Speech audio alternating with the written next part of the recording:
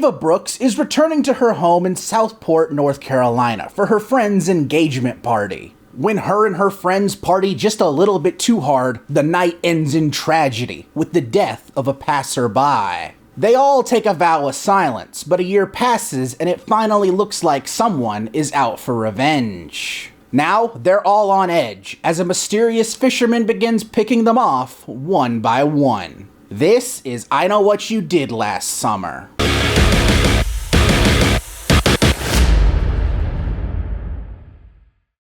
I Know What You Did Last Summer is the legacy sequel of the 1997 film of the same name. The exact same name. Yes, this film is continuing the trend of slasher movies having legacy sequels that have the same name as the original film. Much like 2018's Halloween or 2022's Scream. And I should acknowledge the elephant in the room.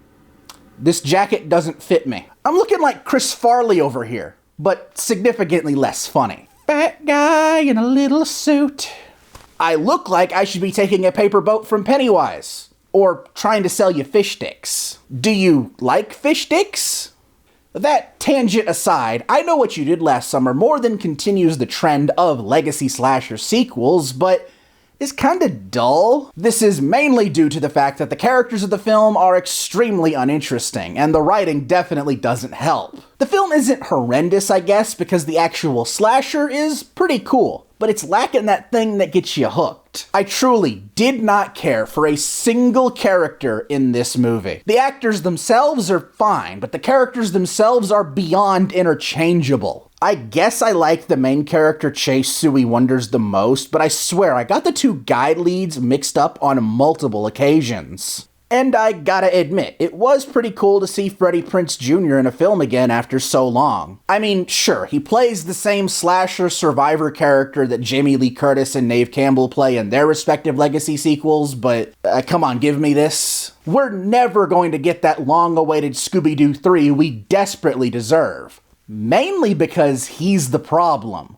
The film also has some pretty choppy editing throughout it. There is one early cut in particular I wanted a double take on. It's not overwhelming in the movie maybe, but when it's noticeable, it's pretty noticeable. The writing is also super spotty too. It sometimes has a cheesy 90s vibe to it, which had its charm, but pairing it with modern-day slang really grinds my gears. And not to mention, Jennifer Love Hewitt says the line, you know the line I'm talking about, in the worst way imaginable. It is so dumb. It is laughably bad. I have to wonder if that kid's still getting compensated for them still using the line he directed in the original movie. I doubt it, but man was it awful here. Now I will give the film some credit here. The actual fisherman slasher is pretty cool, and they utilize his gimmick well. I love how they utilize actual fishing techniques and tools in their kills. Helps them stand out more apart from the ghost faces of the world. On the flip side of that, however, the film is obnoxiously scary. It's full of annoying jump scares and one of the loudest stinger sound effects ever. There's one scene in a graveyard that I think would have been really well done had it not been for this loud as hell stinger sound. I suppose they make up for it later on with a pretty cool perspective shot, but by that point I was just so tired with the jump scares,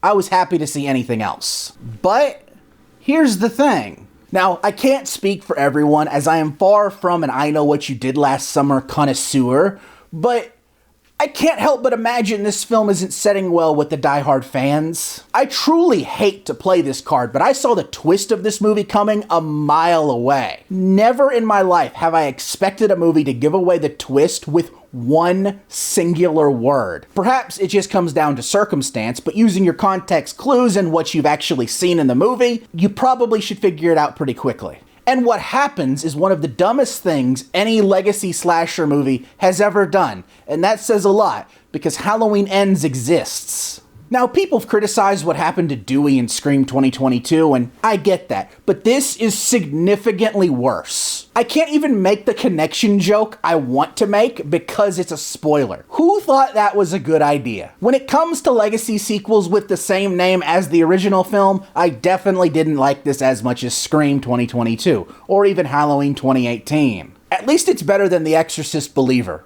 what a shitty film that was. I know it doesn't really fit the criteria of the other films, but I wanted to bring it up because that movie is ass. This film, however, feels like it's just chasing a trend without anything new to bring to the franchise. What are you waiting for? Me to recommend it? Because I don't think I can. I don't know if it was a testament to the fact that everyone in my theater didn't like this movie, but I was the only one to stay for the after credits scene. Not that I knew there was an after credits scene or cared, I just kind of don't get up immediately whenever the movie ends. And man, this after credits scene was awful. Just pure sequel bait that probably will never happen. Before we go, I do want to bring something up that really bugs me, and it's just the fact that Sony sucks. So far this year, Sony's released this film, Karate Kid Legends, and Until Dawn.